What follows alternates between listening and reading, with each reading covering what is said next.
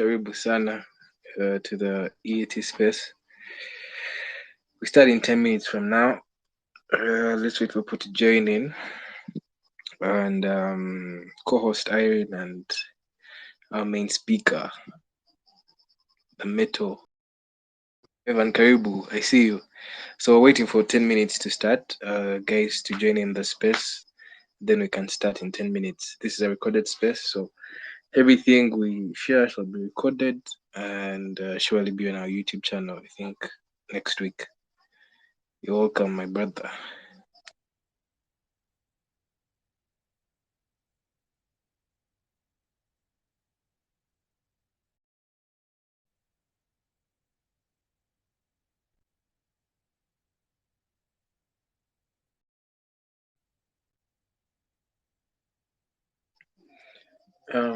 Karibu Irene. We're starting in 9 minutes from now. I've invited you as co-host and invited Ivan as speaker. Yeah, let's share the link. Let's let the people know that we are on. You can share the link with your friends in your different circles. Hey bro, can you hear me? Yeah, I can hear you. Okay, cool. What's good? Which name should I use? Because I know you by like 3 names. any bro.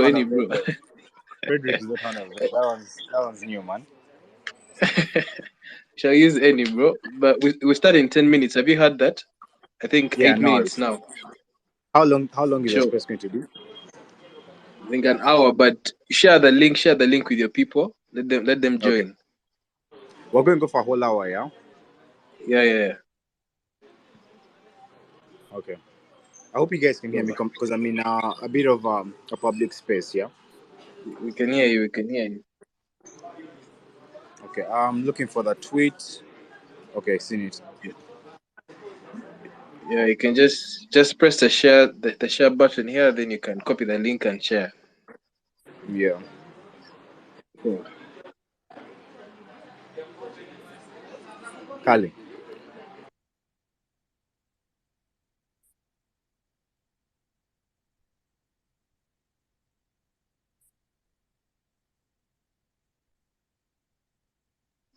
Okay, as we wait for people to join in, as we're sharing the link, we can just have a review of last week. Last week we're talking to Tito Magoti, the advocate, the activist, and we talked a lot about youth at the forefront of activism in Africa.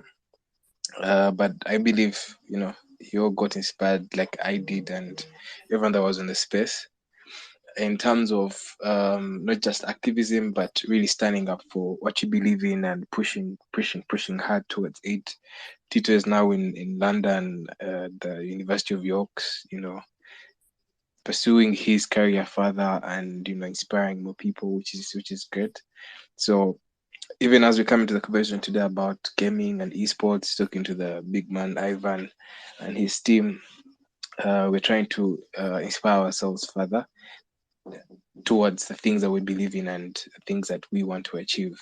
So I look forward to a great conversation tonight.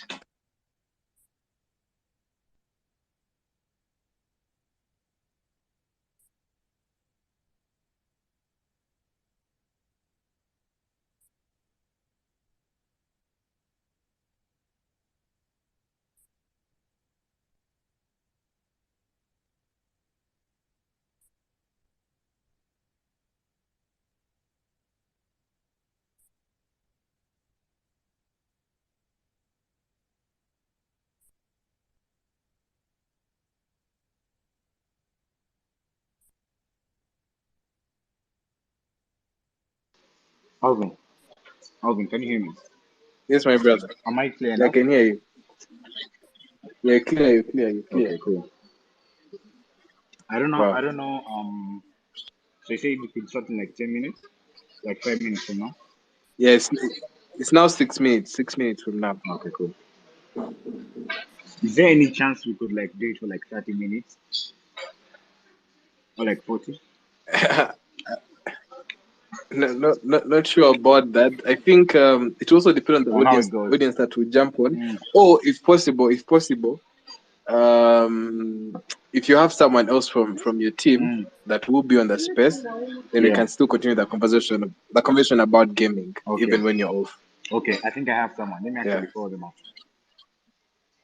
Let me call So them, yeah? yeah. So that when you're done with the 30 minutes, then they can continue the conversation.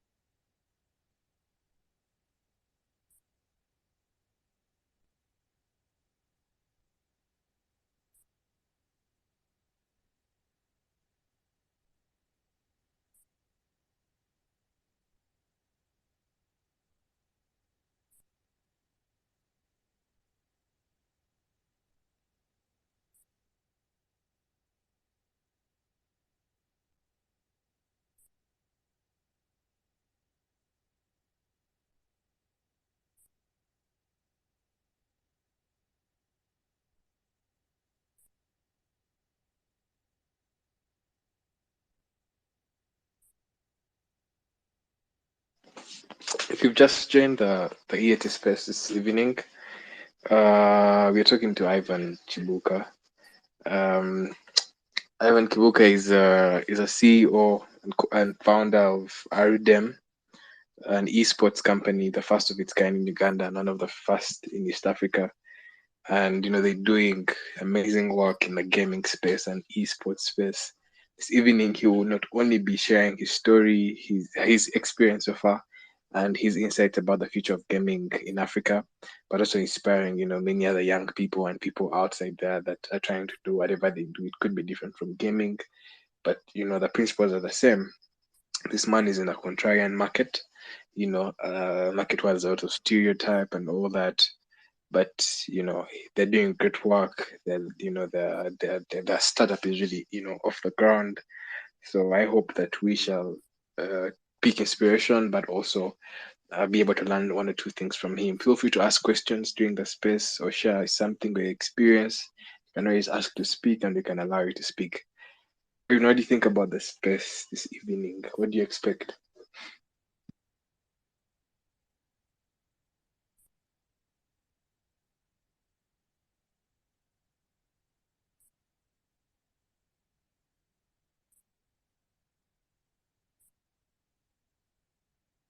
Irene, can you hear me? So, guys, we're starting in 2 minutes from now. People are going to join in later on. Some usually have issues, so we shall start. The good thing the space is recorded, so whoever misses anything, they'll be able to space.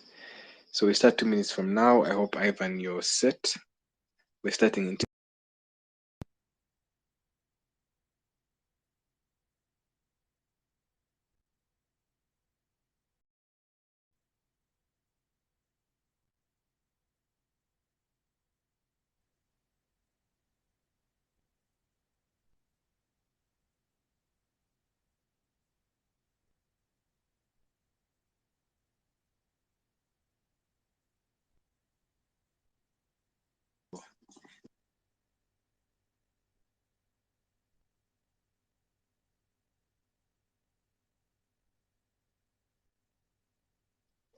Guys, welcome everyone that's joining in the space. Karibu sana, you're very welcome. We're starting in 1 minute from now. Irene is back. I hope you can hear me. Ivan, I hope you can also hear me. We start in 1 minute from now.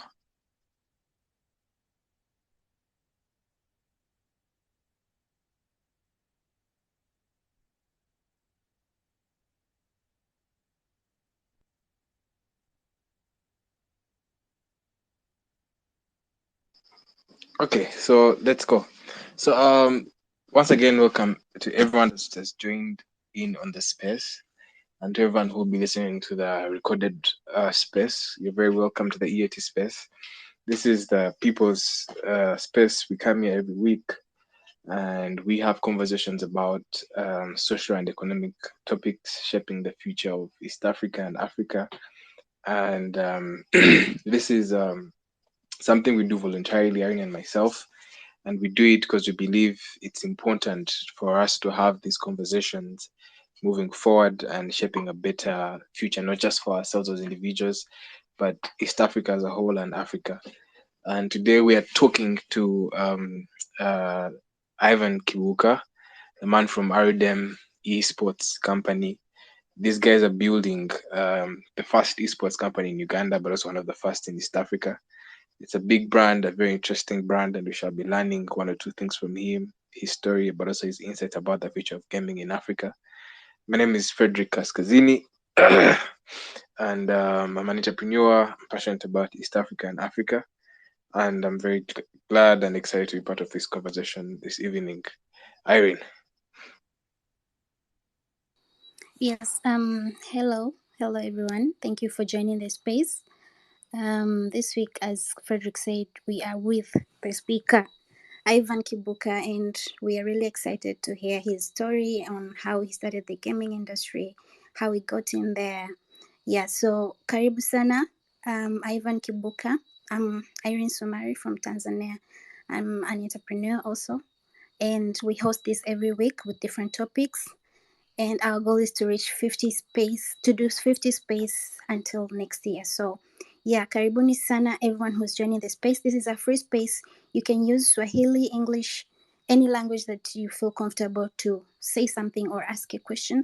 But now, as we start with Ivan, we want to hear his story, so we're going to, I think we should now begin with the conversation. Yeah, thank you, Irene. Ivan, I hope you can hear me. Can you hear me, Ivan? Ivan? Ha. Ivan, can you hear us? Yeah, I guess my bad. You know, I'm Yeah, I'm okay. I'm Okay, getting sir. calls coming in, yeah, and I'm sorry I'm not on Uh, Wi-Fi. I thought I would be on Wi-Fi and it would have been easier for me, yeah. But okay, okay. how's everyone doing?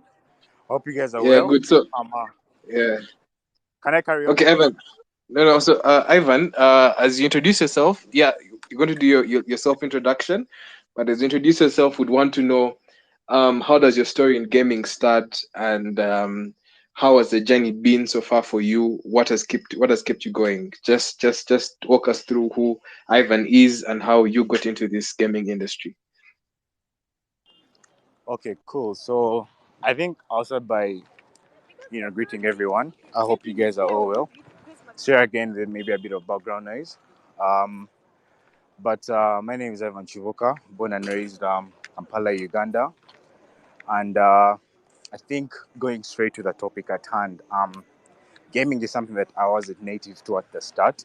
It's something that I would say I've been in for about 3 years now, and it's mainly found me in a way because previously I was big on traditional sports. Like that's where a bit of what I used to do was involved, and it was mainly rugby. So picking up from what I experienced with rugby, I was like, this is something we could, transfer and maybe start executing within gaming because no one in, let's say, Uganda or even East Africa was ideally partaking. So picked up the gaming craft, transferred a bit of the knowledge that I had mastered from the traditional sports industry, and brought that into gaming. And that led to the creation of Arudem. Arudem being Uganda's first professional gaming and esports brand. And our main thesis is just represent modern day gaming in East Africa and find a way of using gaming as a tool to impact on the economy and also impact on the youth, mainly around the creative industry. So then personally, I think speaking more to myself, I'm a creative entrepreneur, and that's a journey that I, for one, I'm still taking. There's still a lot to learn within the creative entrepreneurship space. So I'm kind of building more on that, building my experience more on that, and applying whatever I learned through Arudem, and just kind of building up from there. I also play Call of Duty Warzone. I do create content, stream on YouTube, and run a community of one of the biggest communities of Call of Duty players here in Uganda. Yeah, I think that's a brief for me. Thank you, Ivan. That's fantastic and interesting. Call of Duty. Um, I've followed some of the stuff you share on the internet and on social media. Sorry, internet and specifically YouTube and the community. I usually see mostly Call of Duty. Is Call of Duty the main or the center of esports? Because I see it most of the time in what you share, and I would want to know if Call of Duty is the center of esports and the kind of gaming that you guys do at Arudem. I think for us, why code is special is that it was the first thing we kind of did. It was what mainly created the community initially. This more or less started from our subgroup of gamers that were playing code during COVID. So we then just expanded more on that. But if you're to look at the global industry, esports and gaming at scale, code is just like one of them. I wouldn't say it's a major because we do see titles like League of Legends taking a lot of viewership. We do see titles like FIFA doing the most there. So, and again, I would say here in Africa, mostly here in Uganda, and I'm sure in East Africa, FIFA is like one of those games that everyone does play and, you know, wants to be good at a certain level. So, code wouldn't be like the end all be all, but it will just be one of them. And it's not as popular here locally because of the effort it takes to play. Um, Playing code competitively does come at a cost. It does come at a cost of investing in the equipment to play it. You know, the game is very demanding, and not everyone can necessarily afford the equipment. So it's only like a selected few individuals that get an opportunity to play. But that's something we even want to change because we'd want to build more on the code community locally and just have more participants, more representation, you know, and things of that sort. So yeah, I do believe it's not like the biggest site out there, but it's like one of them. Thank you, Ivan. The gaming industry, from what I read, is about 1.2 billion US dollars as we speak. Um, how does Arudem, a company from Uganda, East Africa, are you guys already tapping into that big market, or it's still a journey that you guys are trying to move towards tapping into that big market that has all this money? And as a person listening into you right now, they think about talking about gaming and you guys building a company of, a company basically about gaming esports. They wonder, how do you guys actually make the money and keep going? um Yeah. Talk to us about that. Okay, cool. I think for starters, one, apologies for the background noise. I've been like shifting from location, but now I think I'm in a better spot to like talk. Now going back to your question of the billion-dollar industry. Now that's a perception lots of people have whenever they're getting into the space, or even someone outside looking in. The mistake made, the mistake that most people might make is that they see the word out there and they see the fact that they've tagged $1 billion to this industry and they expect that's money that would directly come to you. But ideally, when they say $1 billion, they're looking at the investment within the space. They're looking at maybe the assets within the space and how many people have kind of how many people have invested and the valuation of some of the establishments within that space. So coming back to Africa, I feel like just like any other product, we we we don't necessarily contribute to some of the foreign entities outside Africa. For example, and I mean, I may be wrong, I may be right, I don't know. But if you were to look at, let's say, Apple, and you look at Uganda, for example, how much does Uganda contribute towards Apple's maybe P&L every year or something of the sort? Because maybe you'd say that most of the phones we buy are either second hand or UK used or something of the sort. So that also trickles down into the gaming industry. if you see some of the purchases that are made locally, I don't know if that the investment like that someone puts in from this side does reach and affect and is added up to that $1 billion industry. So I wouldn't necessarily say that yes, because of the valuation out there is this is a $1 billion industry. It's that big. The reality is most brands running like ours are running at a loss every year, and their main job is to raise funds as many times as possible to keep afloat. It's an industry that's really, I wouldn't say that's not really profitable. Yeah, it's mainly put in, and it's about who gets to spend the most faster. Such that they make it big. If you look at the top organizations out there, Fez Clan, 100 Thieves, Optic, TSM, these are brands that are not profitable yet, and let's say maybe they've been there for like 5-6 years now, and that's why like in our third year. And these are big, like these are really massive establishments backed up with really, really dope funding. But the reality still remains that the industry isn't profitable, and that's something that someone should know, and they shouldn't get blinded by the fact that they've attached $1 billion to it. But again, on the flip side, one might wonder, why do you invest in something that doesn't drive profit at the end of the day? The flip side is the opportunity that gaming gives you, and the slate it kind of gives you to do so many creative things around it. Me, when I look at gaming personally, I look at it as a marketing tool that can be used by brands to reach particular audiences. Because if you look at the content creation that's happening in the gaming industry in terms of ads, in terms of just entertaining content that kids consume, it's really well concepted, and whoever is watching it really appreciates it. I've learned so much marketing wise from gaming that I may have not picked up either from school or from other traditional marketing concepts that a few agencies, maybe even here in Uganda or even internationally, are running. Because gaming is like a totally new concept, and guys are just getting into the industry with this thing of, man, there are no boundaries to this. Let's get as creative as we can and just create something dope. So, looking at it from that perspective, it then gives you that opportunity to do so much, build a massive brand, then maybe start selling merch around it, start opening up spaces, and doing a few creative things.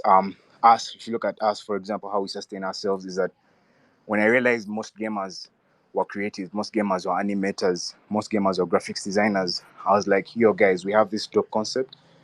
Why don't we create an agency around what you're trying to do, such that can fuel? So with the creation of that agency, we're able to have a monthly retainer with a group of companies, and that keeps us afloat day in, day out. That's something we always bank on, and to me now, that's how we're kind of staying afloat. If someone is to come in and ask, oh man, how are you guys like keeping the lights on? So it's through that agency model that we developed within ourselves. Yes, we knew we're gamers, but we knew that the fact of the matter is that we're not waking up in the morning and playing a video game for 8 hours, playing Call of Duty for 8 hours.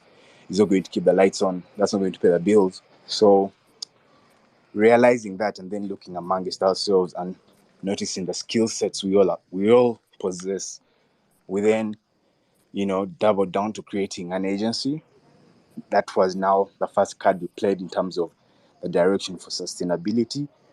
But now we're branching out into what you'd call product development.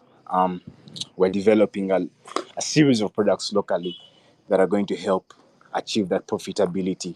So now that is how you get to shift the mindset of gaming isn't profitable. Investing in an eSports or gaming brand may not be as profitable as it may seem, So then, okay, so it gives you a slate for opportunities. So then what are now those opportunities? So those opportunities are now the ones we're looking at. Let's go down and develop products. If we have a really dope brand, and this is something that kids have seen and they really love. I mean, we have kids reaching out, hey guys, man, I would want an Arudem shirt or something, So that shows demand. And it doesn't have to be super massive. You can have a niche community of, imagine if every month you're getting 100 people buying your products. and that's enough for you to break even, because maybe that's the cost, that's the investment you're putting in. So we don't need to really go mainstream. I feel like build a community of X amount of people, have like a few targets in, and then start developing products around that community, products that you feel like these guys will consume. That's a really deep topic that personally I'm even passionate about, because I'm really big on like creating products and watching them grow and watching consumers consume them and see that they're adding value to them. So gaming gives now that opportunity for us to do that. So commercially, I think there's a lot I can really say around that, but the quick summary is gaming as an industry, investing in it, especially in Africa, is a massive risk and does not necessarily equate to profit. But if it provides you an opportunity to uniquely create products that can be consumed by a unique market that understands your brand, a unique market that's loyal to you, a unique market that's easy to market by the mere fact that you're using gaming as that tool, whereas maybe other people might use concerts and things of that sort. But you may rarely find gamers at concerts per se. So that's kind of how I would find the balance when it comes to running a gaming and esports brand locally from a commercial perspective. Yeah. Thank you so much, Ivan. I'm interested to know, you saying gaming is a risk thing, especially in Africa. I just want to know what kept you going and how far has social media helped you achieve your goals? Yeah.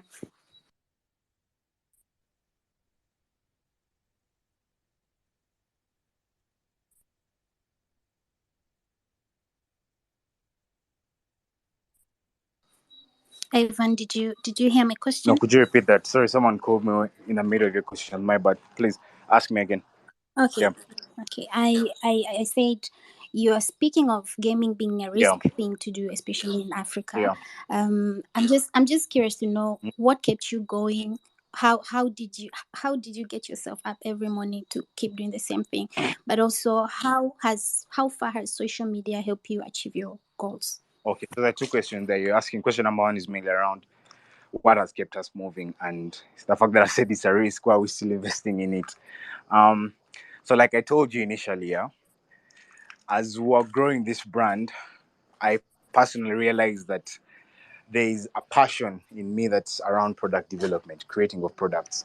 Yeah. So I see so many entrepreneurs coming up with products. I'll use the basics. Let's say you've come up with soap, maybe you've come up with maybe you're making t-shirts, branded t-shirts, maybe you're doing what? Maybe you have like a retail store where you resell products that you've bought. Maybe you have an application.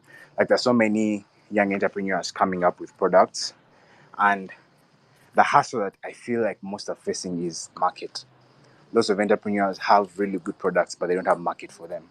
So they end up, let's say, investing in making of this product. Let's say invest so much money in developing product X, yeah, and then you realize that okay, we've spent all that we have spent in development, and we don't have a marketing budget. So now, as how we look at it, we're like, yo, guys, let's first market, let's build a brand, as we are also thinking of, and actually, let's build a brand, let's build a community that's going to tell us what products they need, and let's now make them. So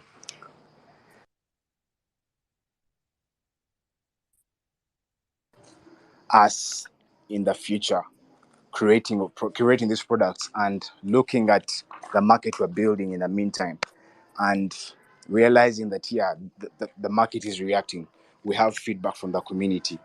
We're getting a lot of you know inquiries coming in terms of you just finding a WhatsApp message and someone telling you, yo man, I need an Arudem shirt.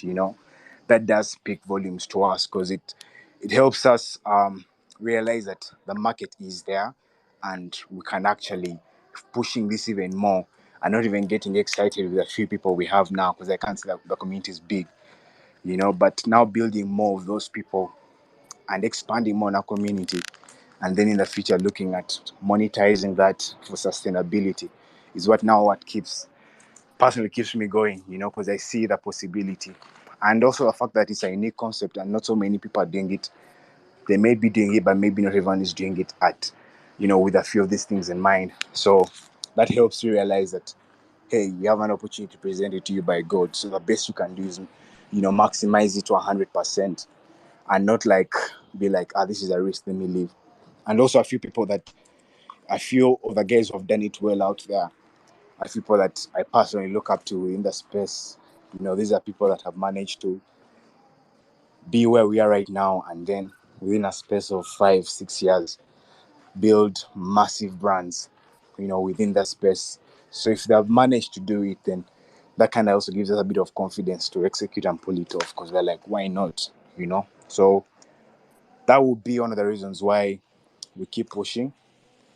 And to answer the second question of how has digital, or you'd say social media, enabled us to build a brand. So I'd answer that by saying we are a digital first brand. At least that's something that we noted down as we're starting.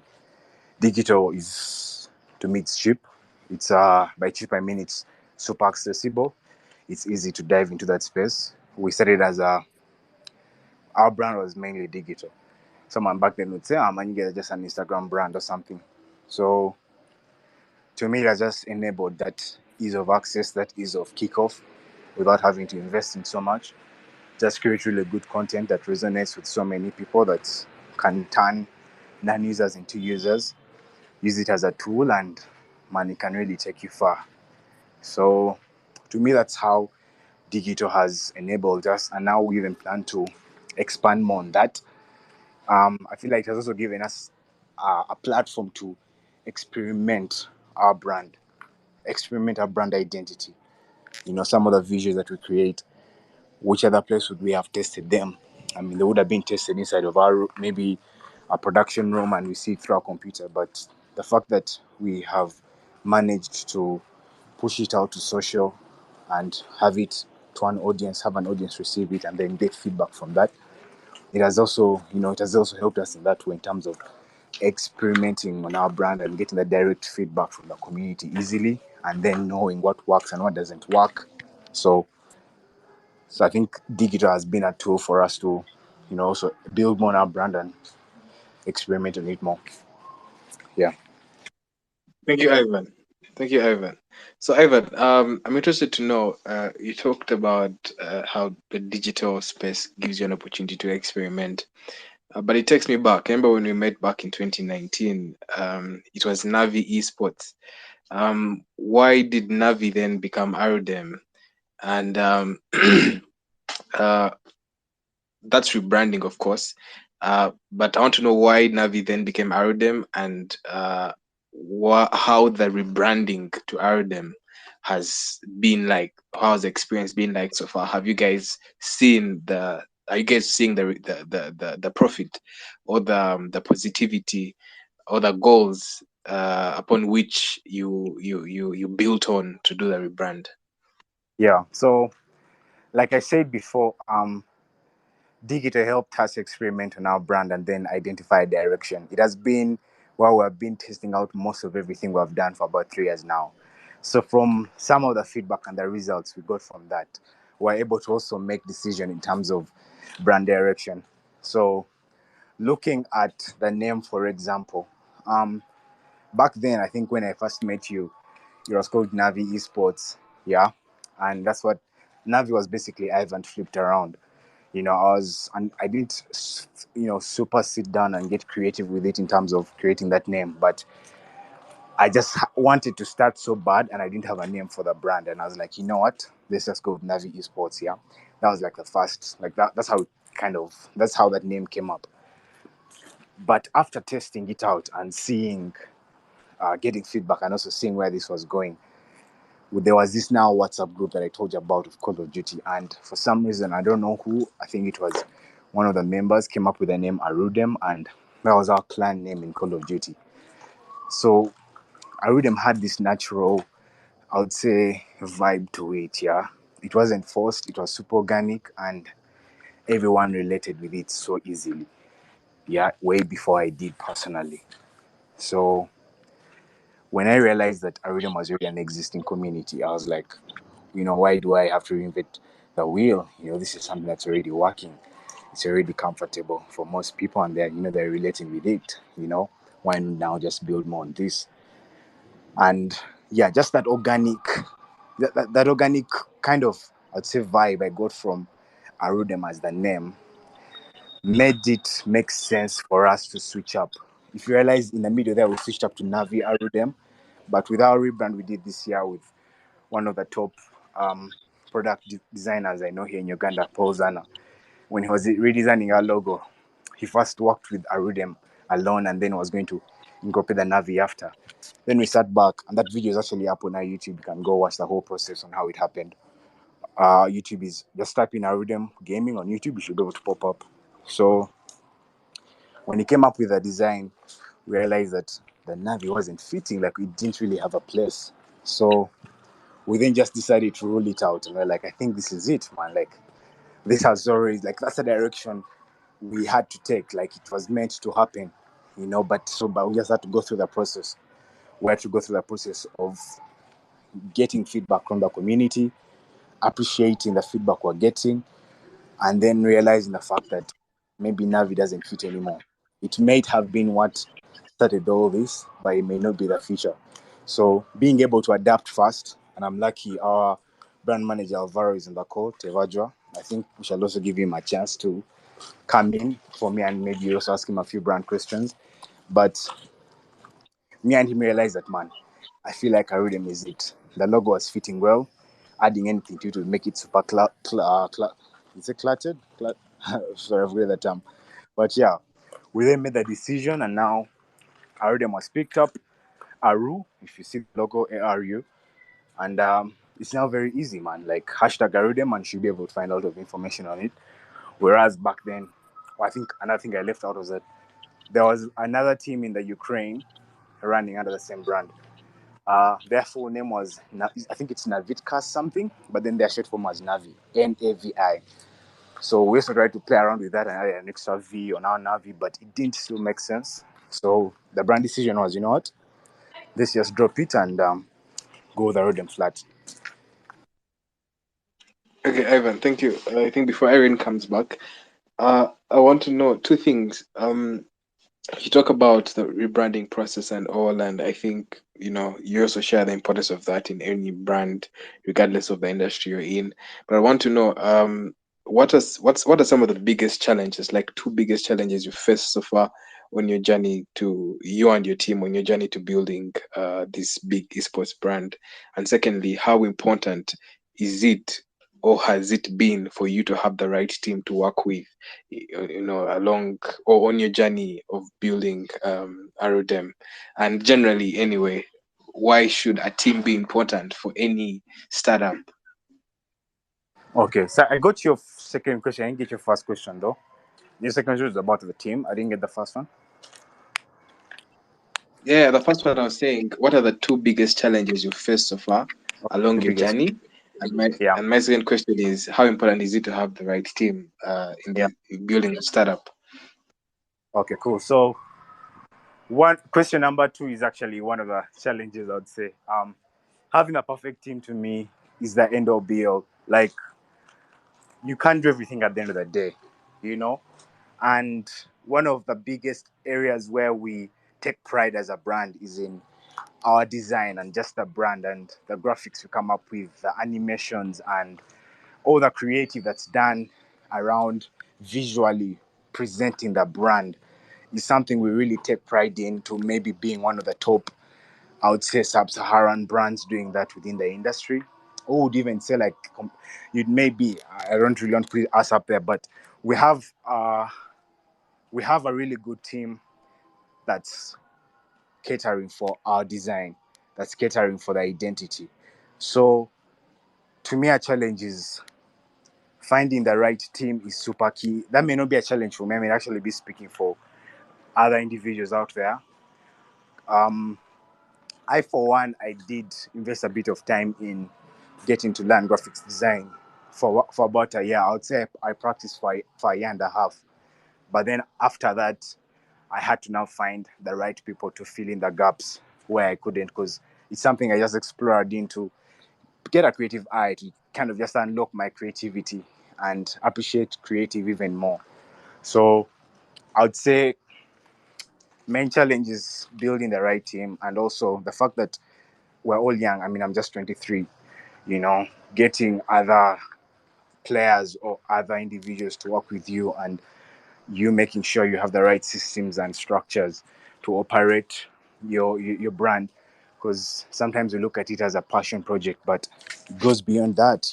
This is now a company that you need to really foster. This is a company that you need to really grow, and you can only do that when you have human resource. So, and there's so many challenges around that. Making sure there's a good vibe and a good working culture, making sure everyone is on board, even just making sure they're paid on time and they're well compensated for their activities. So a massive, massive, massive challenge there when it comes to human resource, and that's a walking challenge. We still have people come and go. One of the biggest, I think, headaches we have right now is that we're looking for someone who can do good video, or may not be the best, but we run a series called the Humble Startup, where we give guys a bit of a behind the scenes. This one's also up on our YouTube, whereby you show guys behind the scenes of building the brand. So trying to get just a full-time person to sit into that position has been a challenge, like record and edit. That's a massive challenge, and we really hope that going into 2023, this is something we find a solution to, because I feel like it will answer so many questions that so many people have. Just documenting our journey and helping people get to see what goes on behind the scenes. So HR is therefore a big challenge. Then I think the other challenge would be adopting this thing full time, and the fact that, like I said before, it may not be so profitable. So sustaining it is something that keeps me up at night sometimes, because even with our agency model that we are running currently, one might ask, how far can that take you? Anything can happen. Maybe there may be a better person that comes in, and that opportunity can be lost. So sustaining and human resource are two key elements, and ideally they actually both feed into each other in the long run. So those will be my top two challenges. Then the next question was around I think you said, how key is it to have good human resource, which I think I've answered. Having the right team and making sure that they understand your vision, you making sure that everyone has commitment to the brand. I'll be honest with you, there are times whereby it does get a bit tough. you know um, you have no choice but to provide leadership, and sometimes leadership does come at a cost of you maybe losing a friendship with someone because maybe they fail to execute on something, and you're like, bro, come on, step up, like pull your weight, carry your weight, man, we need to deliver. And someone may not be willing, and then you're forced to cut them off, and then so all those challenges are definitely there. But one thing I can't stress the least is human resource. Having the right team, having a small team at the start is super, super key. Don't expand too much. Rather have like 3, 4 individuals, and all of them. First, identify the key pillars within your brand. First, identify the key pillars where you feel like you need people. If you need someone in brand, if you're big on brand and brand is something you're investing in, make sure that biggest percentage of your team are creatives, and they have, I'll be honest, our entire team, like top management, everyone on that team can sit down and use Illustrator. They can sit down and use Premiere Pro, and that's a criteria you get. That's us. Before even we invested in gamers, the first was investing in the creatives. Who's going to edit the videos, who's going to design the logos. So to us, that's paramount, because we know that our biggest stake, our biggest unique selling point is our brand. So we need to make sure it's well represented. So yeah, identify the key pillars that make up your product or make up your company, make up your brand, and first invest human resource there. Then these are elements like finance, like the other tasks that may come in, legal. You can always balance it, because these are skills that maybe all 4 or 3 of you can put your heads together and figure out without you necessarily getting a lawyer on board whose main job is to just come up with contracts. Yet there's a graphics need every day. So yeah, I think that'll be my take on HR.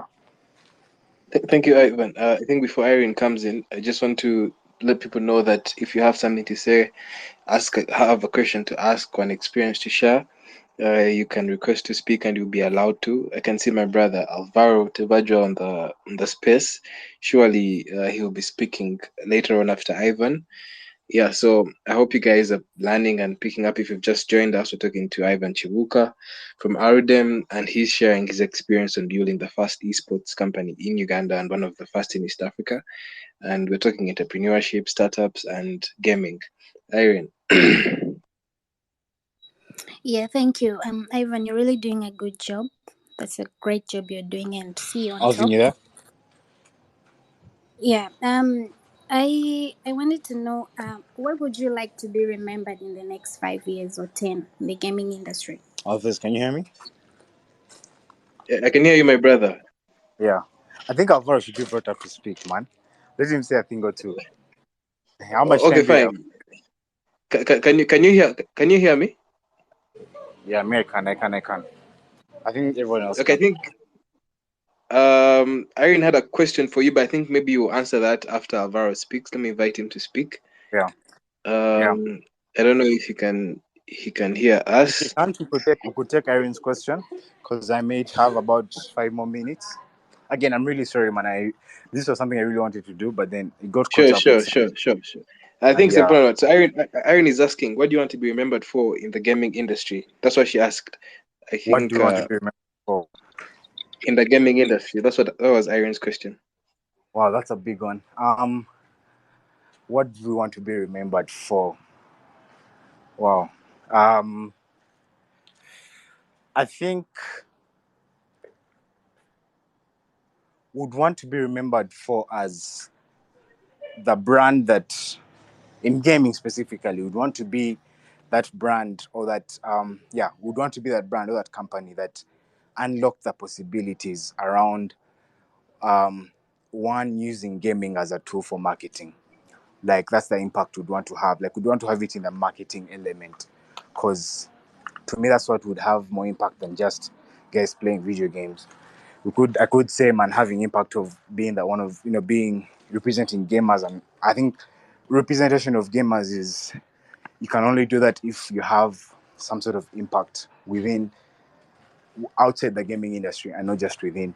So we'd want to be one of those brands that really unlocks, or that's remembered for unlocking the possibilities of global brands and global creatives using gaming as a tool to really create dope stuff. So that's something that we'd want to have on, I don't know what, the whole of fame of gaming, and having Arudem being one of those brands that just really gave people a different perspective of what gaming can do if one just creatively works around it. Yeah, I think that would be Thank that. you Thank so you. Thank you. thank you, Ivan. So Ivan, we usually have five culture questions on the space. Irene has already asked one, but I Yeah, think you're soon leaving. yeah, I think before yeah. you We leave, could one of dive the things. into those. Then I can give Yeah, no, Alvaro let me the mantle. Then he can wrap up. let me just give you one more before you leave. Yeah. One of the questions we usually have is we like to celebrate Africans moving Africa, doing big things. Mm-hmm. So from where you Mm. sit, Yep. tell us one East African, someone you know across the continent of East Africa that Mm. you can celebrate that is doing a good job in whatever industry they are or whatever profession they Yeah, are. yeah. I think I would say an African. Yeah. Let me see. My brother Boris, he runs Tuvario. I'm sure you guys do know it already. And it's not that I admire him for what Tuvaya has done and all that. I mean, that's a whole other story. But one of the reasons why I admire him personally is his skill to network, and his skill to just relate with people.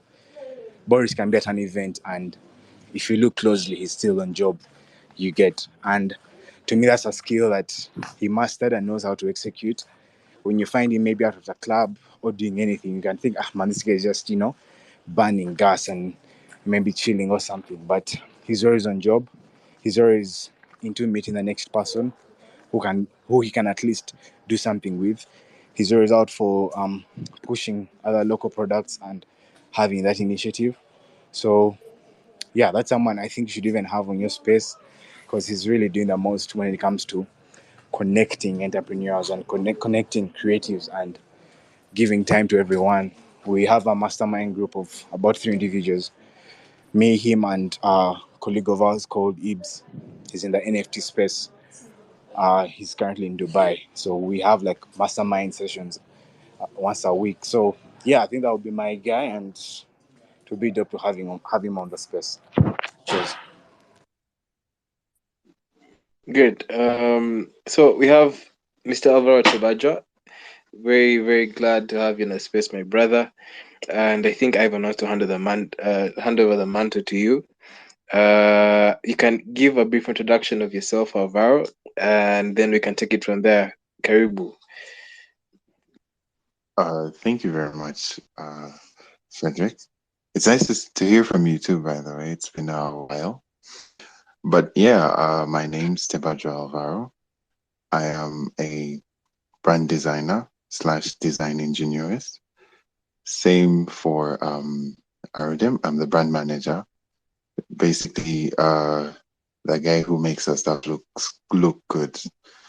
Yeah, I'm very glad to be here. I think Ivan has taken most of the stuff that I have to say and put it out there. But it's been good listening in. Yeah, I think one of the things Ivan mentioned that I want to know now from you, Alvaro, is how does NFT connect to esports? I usually see those two things in the same space. Is NFT are NFTs part of esports, or they're two different things but just in the same space?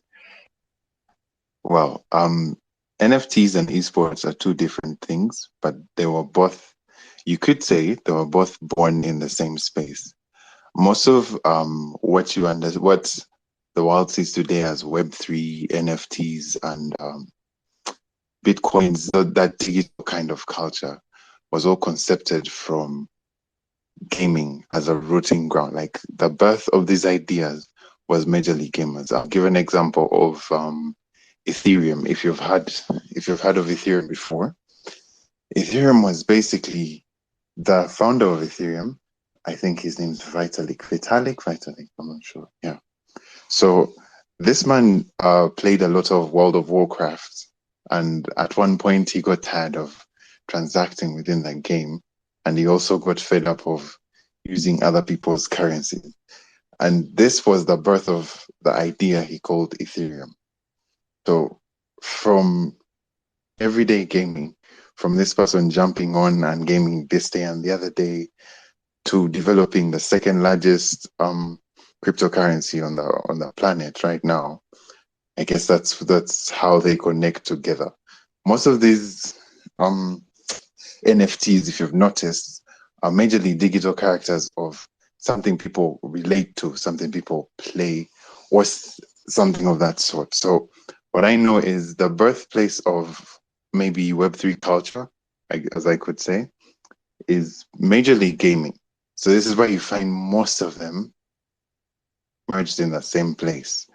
But and in carrying on with the same concept, yeah, most of these people have turned it into a situation that they call play to earn.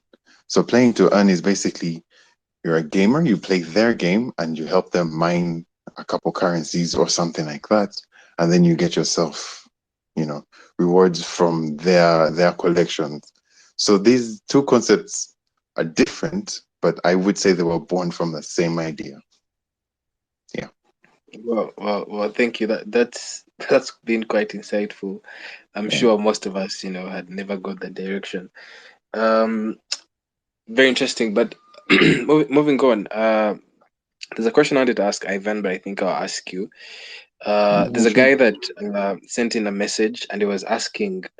I personally have seen you guys do competitions like recently in Nairobi, but this guy was asking, how can they be part of those competitions that you guys do? Is there a criteria for him as a gamer, as a casual gamer, to be part of the competitions, or when you guys organize the competitions, these guys that are interested in gaming can only watch? How is it like for people that people to interact with Arudem as gamers? Now, that's a topic that we've been figuring out for the longest time, I would say. Majorly right now, as we began the whole community of Arudem gamers and non-gamers all together, the major platform that we've been using, I'm going to guess most gamers know this platform, and that is Discord.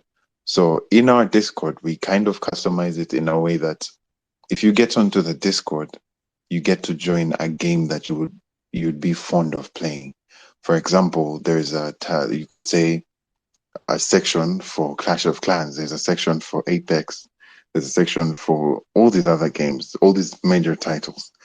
Now, the idea of someone jumping onto, let's say, that team is a bit it doesn't take a lot of I wouldn't say it takes a lot of work, but then you have to be involved in that game. You have to be involved with the community that plays the game. Because what we do is say you and I play the same game. Say you and I play Mortal Kombat, yeah? And for some of these servers, there's specific days when people really jump onto the server and then they play it out all together. So the idea is the top, let's say 4 or 5 people in that section, yeah, get onto the server and they play out a good number of matches. So each one of these is a representative of a title, you could say.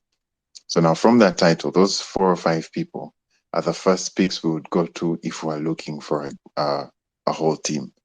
I will give you the example of the people who went to Kenya. The people who went to Kenya, there was a gentleman called Outcast. Now, Outcast is a former Call of Duty player, but he sat down and majored on Call of Duty Mobile. So what Outcast did was he created an entire server dedicated to Call of Duty Mobile. So from there, he gets into all of these types of people from Morocco, people from almost everywhere in the world. And they jump onto different servers and they play the game almost every day. So when Outcast knew that he had an opportunity to go and challenge the top team in Kenya, he picked out his best 4. So out of those best 4, that's where we chose the rest of the team.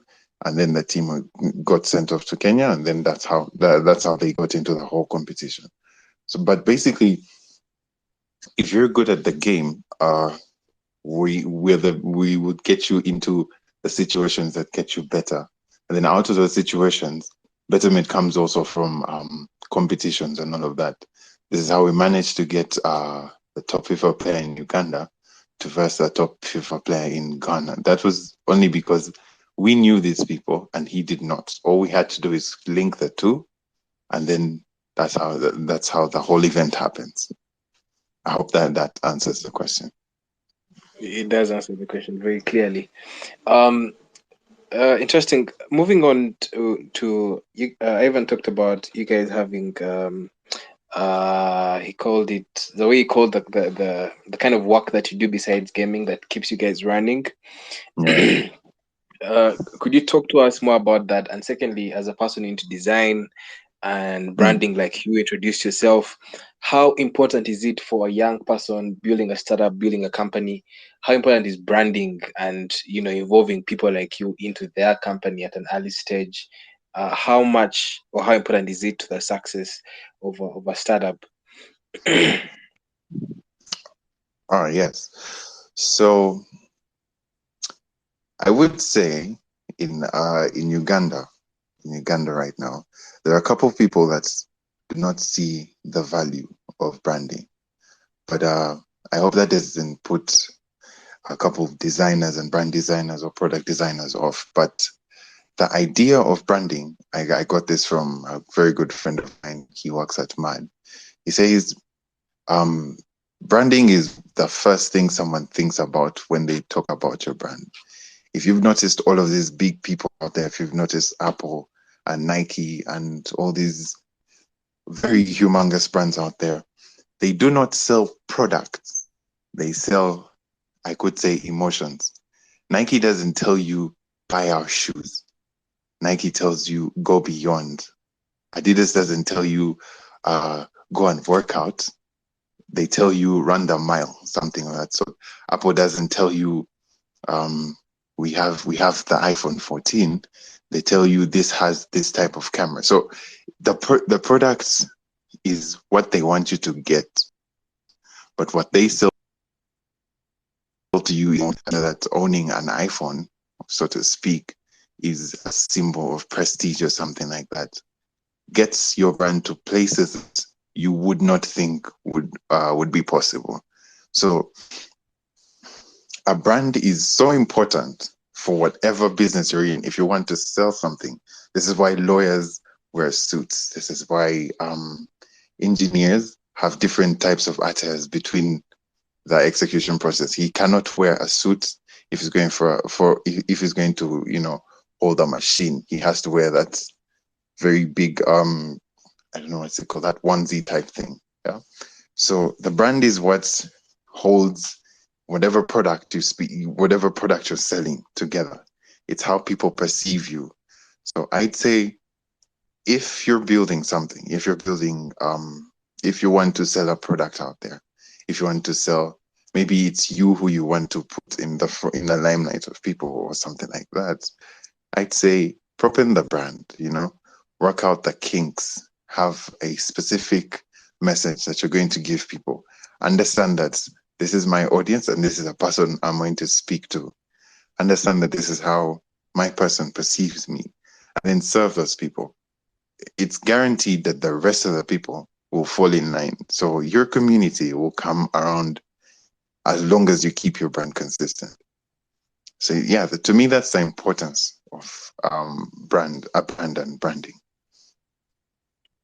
Great. But you people who are doing this branding for us, you're usually very expensive, and I'm building a startup. How then, can I convince you to work for me? Or how much should my budget be? But also, Of the course, other question we had asked. Uh-huh. yeah. Right. So, of So, course, it's a bit pricey because technically speaking, this person is discovering you for you. This is not even theirs.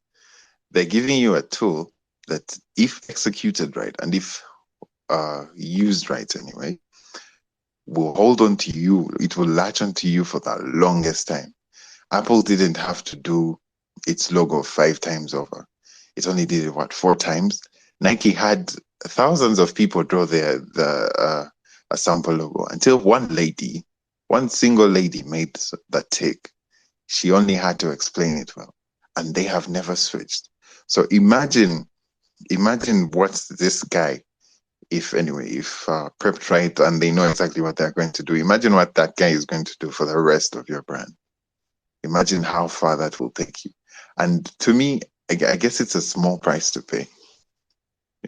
If you have a consistent message, if you have something to latch onto and identify as for the longest time possible, paying, I don't know, $1,000 or something dollars for the person to get it done is I think it's a small price to pay for the long run. In the long run, you'll never even think about that money. What I advise people who have startups, yeah, start from what you have. Like, do not push it that far, because the law of work is simple. You have to practice. You have to get good at something for you to reap the results of that thing. So I'd say start from what you have. If you don't have a very good brand designer, find a friend of yours who can design a logo and just push them through the points at which you want to see. Show them how you want to look like. Show them, I want to have a brand as good as this. I want to have a brand as good as that, and just guide them along the way. And before you know it, this person will have something very, very pleasant for you. thank you. Irene has a question for you. Before I ask my last two questions, Irene, can you shoot? Yeah, Alvaro, me, I have a funny question here. I want to know, what are you guys planning for us girls, especially on the games that you guys are, like for girls, especially like someone like me, I cannot play FIFA, cannot play, I don't even know those games. So what plans do you have, you gamers, to bring more interesting games for the girls? I will tell you this. for it's been a point of contest for the longest time. That very same topic has been a point of contest in that for the longest time, to the point that we really had to do a deep understanding of let's say it's still going on right now, but like we had to dig into what ladies or girls would like to play as a game. So I will be honest, the plans are still in process, yeah. But for that to work, we managed to pull across. I suggest, sorry, I'd say about 3 to 4 members on our board that are female. So that's because we figured if we kept on pushing, the the really tough games or some if someone would call them that, yeah, we would lose out on a certain cluster of people. Yeah. So we realized that point and we brought people on board to help us guide in that direction. So far, I think we've seen them interact with our brand a couple of times. There's a lady among us, her name's Joy. She heads our marketing. And then there's also another lady, a part of our task force, we would say. Her name's Faith. I think you saw her win the what's it called, the EATSpace cosplay event. And I think this is us trying to find I don't know, direction in that sense. I cannot speak for the rest of the members, but I'd say this is because when we realized it, I requested, and Ivan also thought about it, and we're like, well, we can't miss out on such an opportunity. Good. Thank you, Alvaro. Guys, I see very interesting individuals in the space and the audience. Please be part of the conversation. You can ask a question or share an experience. I see my big brother Kitutu, Tony on here, Matthew, and so many people on the space. Please request to speak, and you'll be allowed to speak. Alvaro, you're talking about in regards to what Irene asked. I feel like women usually like easier games, I think. Why am I saying that? You notice that most ladies play things like Candy Crush, these Yeah, phone video games. And Irene should yeah. tell us. Irene, do you play Candy Crush or any of these these small games on the phone? For me, no, please. So I'm playing the one, So which game do you play? the temporan at least. Jesus. You see Temple Run. So I don't know. I think with ladies or girls or women probably are driven more towards such games that have an ease understanding. True. And I don't know if you guys are thinking of creating games as well, or probably creating experiences that are similar to things like Temple Run, like the one Irene likes, and any other related. Yeah. We actually thought about it on that Sticky at First event. We were experimenting with a concept we out. So this is supposed to the space is simple. It's just gaming, but the point is get to experience the brand as is. So we had a couple setups, and one of the setups was a couch-like setup where the easiest game you would think of would be on the PlayStation, for example, TMNT or It Takes Two, something like that. So the idea is to pick people's brains in what they would want to play if there were no let's say sports, no competition involved. Yeah. So someone would it's not a hard game. It's basically, I don't know, X and box to move and then you fight. It's not that complicated. It should be easy. So I guess maybe if the ladies are, more profound to much easier game, maybe in the next Hangout concept we could find a way of incorporating mobile gaming in the same idea. Okay, thank you, Alvaro. I'm just going back to a question I already asked, I think, which you didn't Yeah. hear. It's my second last question. Ivan told us that, I forget the word he used for the day-to-day work that you guys do, that is able to keep you guys afloat. Could you talk to us more about that and how people can interact with the services that you guys do in that other regard? Right. So I've this idea came from what we had as a common money-making skill. We're all basically designers. So what we do, that the idea that we use to run the finances of the teams and all of that is agency model. The agency model is basically a branding and design agency. And right now, the I would call them, there are constraints to the idea. There are constraints to what we're doing. For example, we're now signed under a contract that limits us between a simple class of like 6 companies. But what we do for them is we help them better their business. So I would say I am a very good brand designer. Ivan has a designer tag and then a business development tag under his belt. So then you could say Joy is a very good digital marketer. So what we do is put all these brains together and we find out how we're going to make business A better. So we basically use what we have in common. So design, business development, and marketing. Put them all over the table. We spread ideas across, and then we see how this is going to make company A better, or company B better, and company C. So that's what we do for these companies, and in return, we have a retainer with them, and that's how we keep. From that is the money we get, and then push into Arudem to be what it is right now. Yeah, so that's Great. basically. Yeah, thank you, Alvaro. So Alvaro, as a designer, brand manager, building Arudem, what's the biggest impact you would want to be remembered for, moving forward years from now? So, moving forward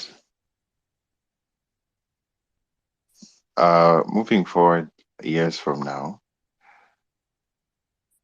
the idea behind Navi Arudem, and all of what we've been doing so far, I'd say was, on top of all the gaming that we do, on top of being very competitive, on top of releasing products and all of that. I think you've heard it before in Ivan's speech, but the concept is to give gamers, or to put gamers in spaces they have never been before. Say it's kind of representative, yeah? In 5 years from now, I would like, you could say, when you go to Google, yeah, and you search gaming in Uganda, we might appear right now. I'm not even 100% sure. We might appear right now, but in 5 years from now, I would want us to be the very first thing someone would think about. But want us to put gamers in positions that they had no idea a gamer would be able to speak, or a gamer would be able to be represented. If we get there, let's say 5 years from now, it could even take longer. I think that's where I would want to. That's something I am really looking into seeing. Good, thank you. And then and we hope we shall be watching, we shall be following in. We hope you guys really realize that big goal and even more. And I think we shall have to disturb you or invite you on the space to talk to us mainly about branding time to come. And the last question I have for you is, in your individual capacity as Alvaro, so, same question I asked Ivan earlier on.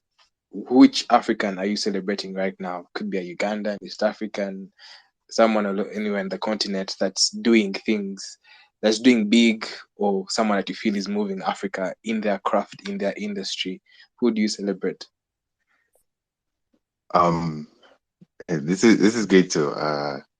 This might sound a bit, I would say, cheesy, yeah.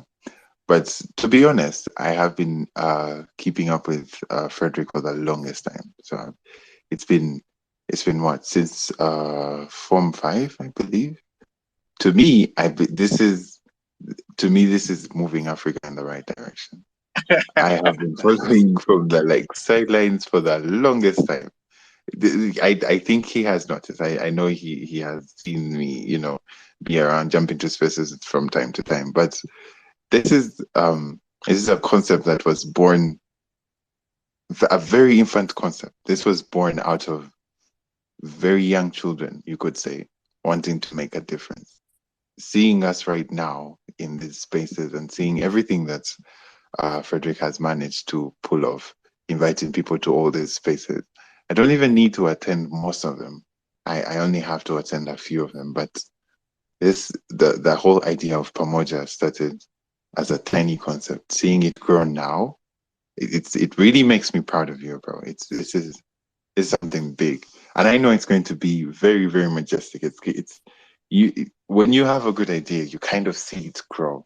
Nobody else can see it with you, but when you see it, when you look at it for in time to come in the future or something like that, you know this is good, and this is why you stick to things, I guess. So yeah, for me, it's Pamoja and Frederick. This man, you're indeed being cheesy, but very, very humbled, my brother. I really Of course, appreciate, and we of course. appreciate actually Irene as well. And yeah, all I can say is I'm humbled, and we're all pushing. You guys are pushing. We're pushing. The ultimate goal is if we can all win and succeed, then we do make East Africa and Africa a better place. Because, I mean, our successes then do make a difference and make this place have a better brand. Actually, at the end of the day. Otherwise, Definitely.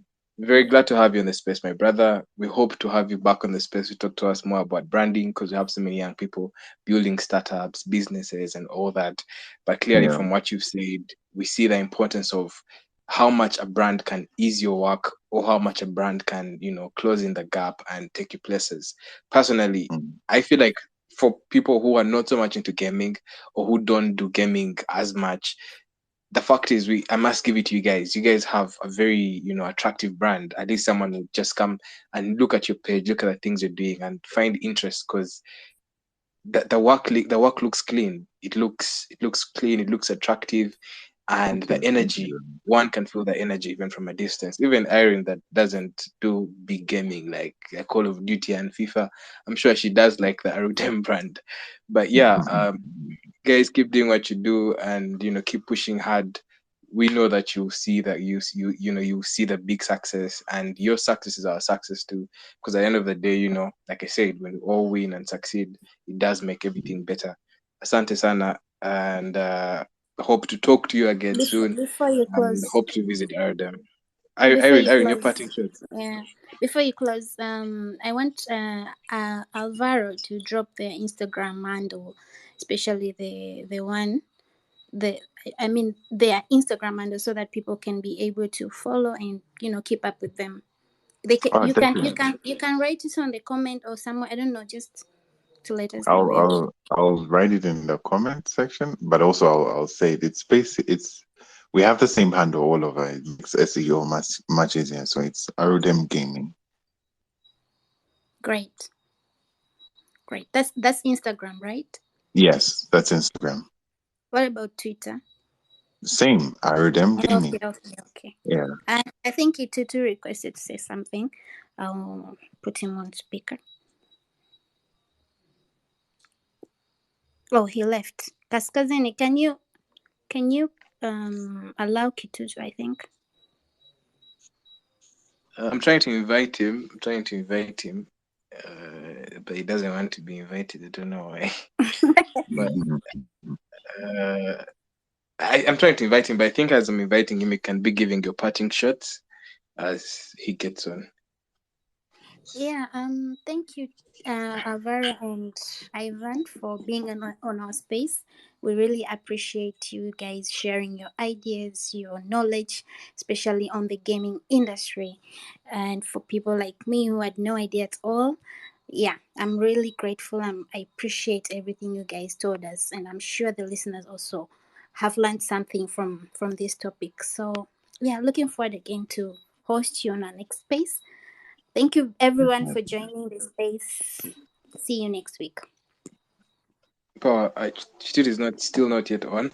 But yeah, guys, this is a recorded space. If you've missed anything, you can always listen to the recording. We have a YouTube channel now. You can go on and listen to the recorded space. This is the EATSpace. We do this every week, every Thursday. And our goal is to do 50 impactful spaces. Erin and I don't get paid to do this or not sponsored by anyone, but we believe that starting these conversations does about social and economic topics shaping the future of East Africa and Africa does make a difference. And at the end of the day, look at what we've had today. We've all learned something. We are all motivated and driven, knowing that I may not be in gaming, but there's someone in gaming doing big. It means I should also do big. That's how we're going to be able to succeed as young people in how Africa looks today and how East Africa looks today. It's really by connecting, by talking, challenging ourselves to do and be better. So hope to see you guys next week. We shall be talking to another entrepreneur and we shall be inspired. Kibuuka still failed to speak, but hopefully we shall have him speak next week. Good night, everyone. Bye-bye. Good night, everyone. Bye. Bye. Bye. Night, everyone. Asante, Alvaro. Asante, my guy. Thank you very much for having me. Yeah. Sawa, sawa, sawa.